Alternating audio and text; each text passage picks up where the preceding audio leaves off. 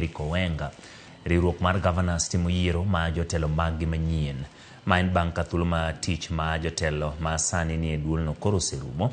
Ma Gavana Ahmed Abdullahi Mawajir, Mutahi Kahiga Nyeri, Johnson Sakaja ma Nairobi, Joseph Ole Lenku ma Kajiado kod Muthoni Njuki ma Tharaka Nithi duto laro kom mar Gavana. Jafwambo marwa Eric Owenga luwo wachno kendo koro watudre kode achiel ka achiel. Eric Owenga, erokamano kuom riwri kodwa e chenro mar Migago. Governors timo yiero, lerno ni to chal nadi e yiero go, jomage molap dhogi ne ndong' ne kom, jomage mawuok e apisi, to yiero ni biro rumo kinde marom nade, bang' kinde marom nade, to ang'o manyalo wuokie?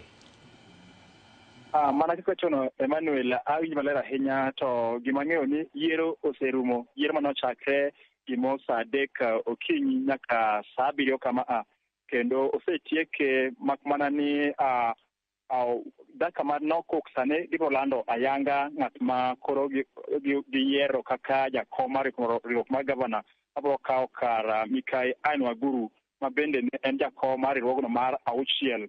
Koro yal mi yiero bichi ma kawuono en mano mar 7. To gima nyang'eyo Emmanuel en ni yiero ma kawuono gima ni matut ahinya ne en mano kaka lure ni gwenge ma Kenya ka chalo. Kech wang'eyo ni kuom thuolo 2 mokalo ne wan kod Martin Wambora mane ok gwenge ma Central Kenya, sane wan kod Anne Waguru ma ok gwenge ma Central Kenya. Koro mbaka manego iye kacha chande kod jotelo ka achiel kod gavana manen kanya chande ne gi gombo to wang'ni kaber to ginyane na gwenge mamoko ma inya terie komno ma bende wenge mang'eny ahinya ne ng'iyo gwenge ma Wajir kuma gavana ma iluongo ni Ahmed Abdullahi Wokiem ma bende gie sani en jakom mar duondno. Koro wageno ni gie sani mage mbaka mego kato gima ng'eyo ni kuom ji 5 go ne wan kod Ole Lenku, wan kacha kod Johnson Sakaja mana kikacha chande, wan kod Ahmed ma bende ni temo dhira ahinya mondo en mokawo komno ai kod gavana ma Nairobi ka Johnson Sakaja. Koro wang'ien to gie sani ko sani ng'ano midhi land to gima ng'eyo mana kagoni ni giming'i ahinya en lony, kech wang'eyo ni ng'ato kaka Ole Lenku en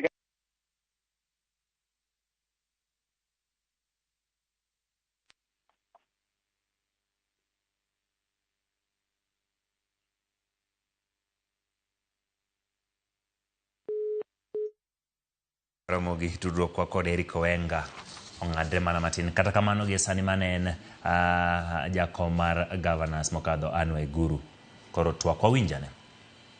Projected revenue for budget implementation in the financial year 2023-2024 amounted to 564.5 billion, with 203 billion, which is 36%, allocated to development expenditure, and Kenya shillings 361 billion, which is 64%, allocated to recurrent expenditure.